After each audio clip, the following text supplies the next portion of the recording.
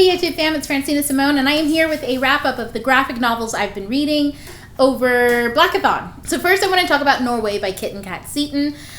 This is a fantasy kind of Beauty and the Beast retelling.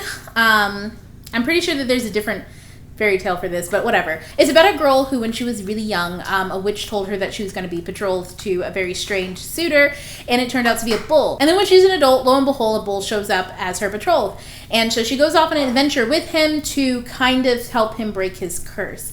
And so the issue that I have with this one is I quite don't know what it's doing. I didn't really understand the story or the world that well. And sometimes the art of the illustration art didn't quite match up story-wise with what was being written. I was a bit confused.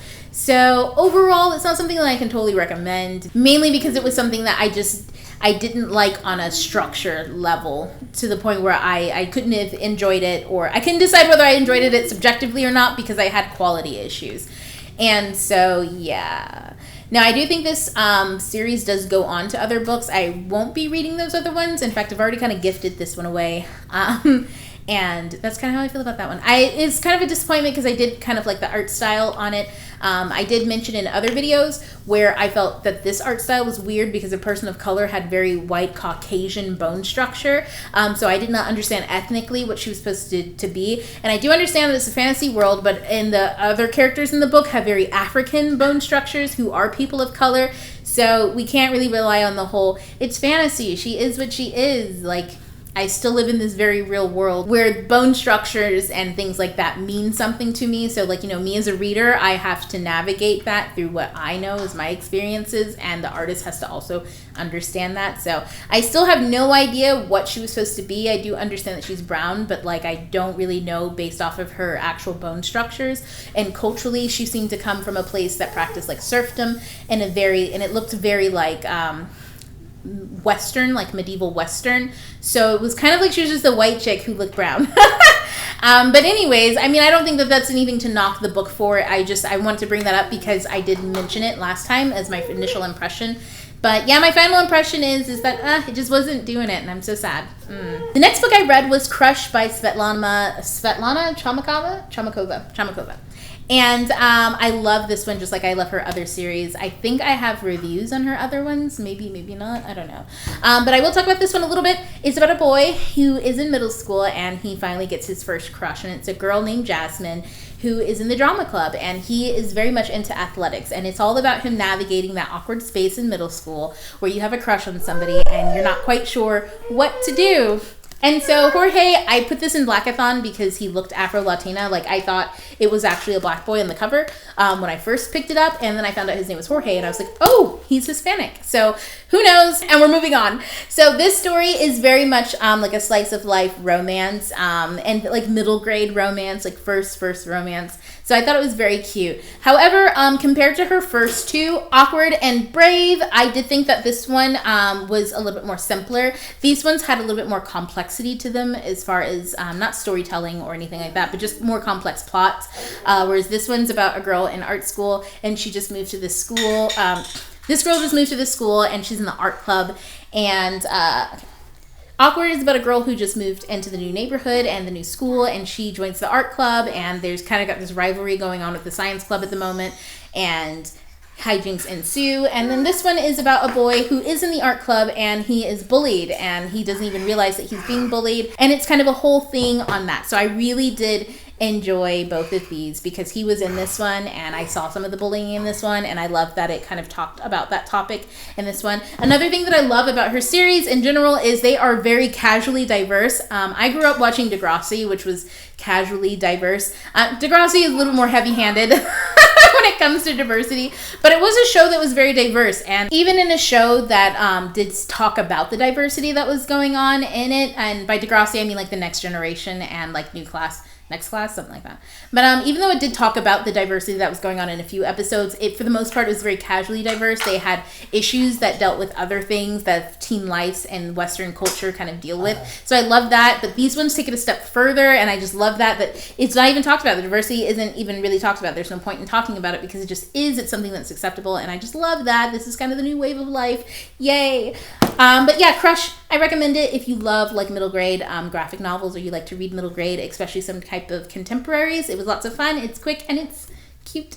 The next one that I read was Afar, and this one is by Layla Del Duca and Kit Seaton. So this one I was very interested in because it was drawn by Kit Seaton, just like the other one was. So I wanted to see the difference in her art style. And for the most part, they are very different, her art styles, going from one to the other. And I really did enjoy Afar. As far as the story goes, it's about a girl who can astral project all of a sudden. And she's like learning about this new gift that she has, and in the meanwhile she astral projects into this girl's body on a different planet, and she ends up getting this other boy injured, and then she tries in her waking life to go back to sleep and meditate and get back into that stage so she can go back and find out what happened to that boy and if he's okay.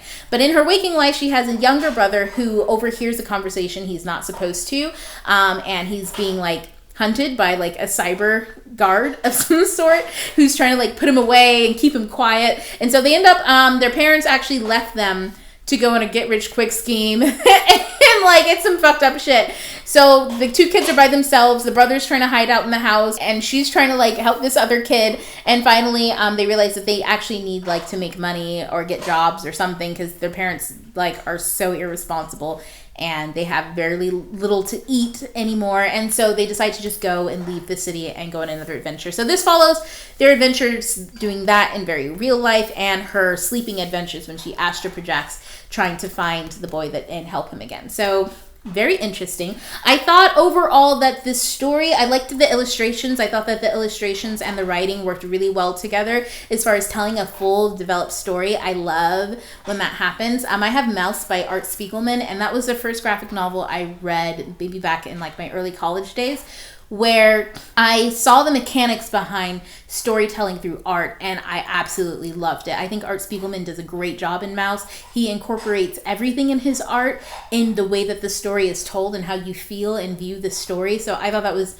amazing. So I always look for that now when I like read graphic novels. Like he tainted me for forever and also educated me and lifted me to a higher level. So that was the first time that I intellectually thought about art as a storytelling aspect. So now I look for that all the time in my graphic novels, and I think that Kit Seaton did that really well here, whereas in the other one, Norway, I didn't quite see that. So like it's interesting, they were both written around the same time, so I feel that I don't know. I think I'd have to say that maybe the writing in that one just wasn't on point, whereas the writing on this one was a lot better. Now, that being said, I thought that the plot and the world building were too big for just this one standalone book, and I wish that there would have been more and more time to like develop and to like get into things and really like understand the world that was around them and what was going on, because I feel like this should be much bigger than what it is. So Now the last one on my list was Sleepless, and this is the one that I was least excited to read. As far as art goes, I really like either I like very simple lines, like style wise, very vibrant colors, or if it's very matte like this, I like it to be very cute and artsy, like Svetlana's books,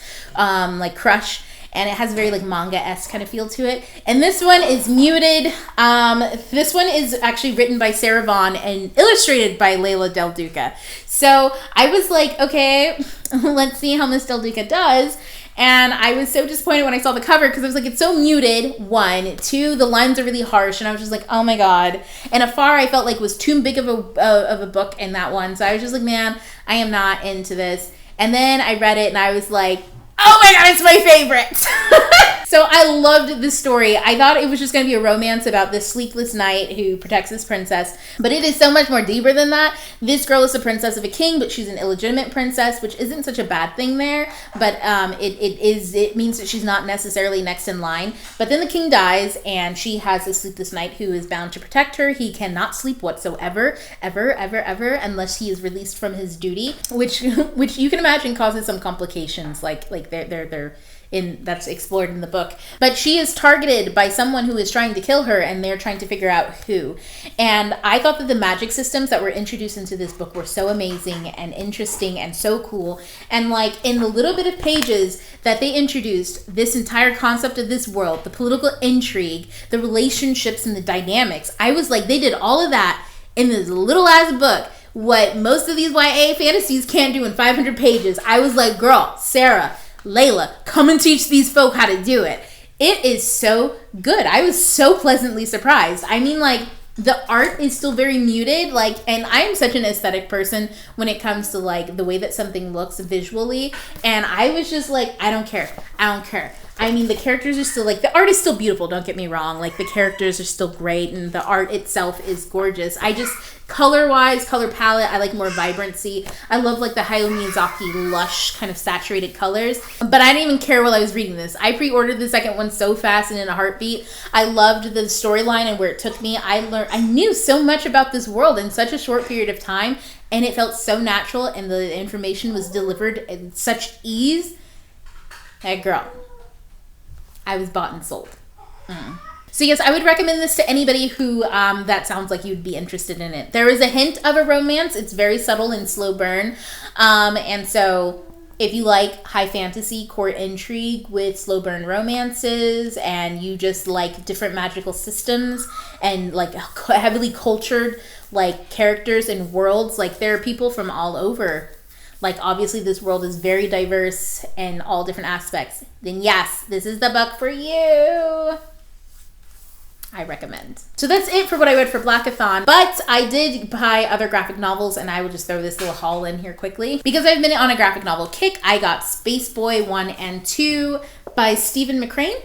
And I really have been enjoying these. The other two come out, and I can't wait for that. These are about a girl who lives in deep space, and her father gets fired from his mining job, and she has to like go to sleep for 30 years as she travels to Earth. She wakes up, and she has like teen life, and it's about her teen life after 30 years. And so everything's new to her and all that sort of stuff. So these have been very interesting. She meets this like boy that's very quiet and mysterious, and it's all about that. But there is something bigger happening overall in the world that I'm interested to like find out about, but those I think come in book 3 and 4, which come out later this year. So if that sounds interesting to you, check them out. I also picked up Anya's Ghost, which I think this is based off of someone who is of Eastern European descent. I think it's like she's Russian or she's Russian American. I don't know because I haven't read it yet. But it's about a girl who falls into a well, and then she finds a ghost who ends up being her friend. So I thought that sounded interesting.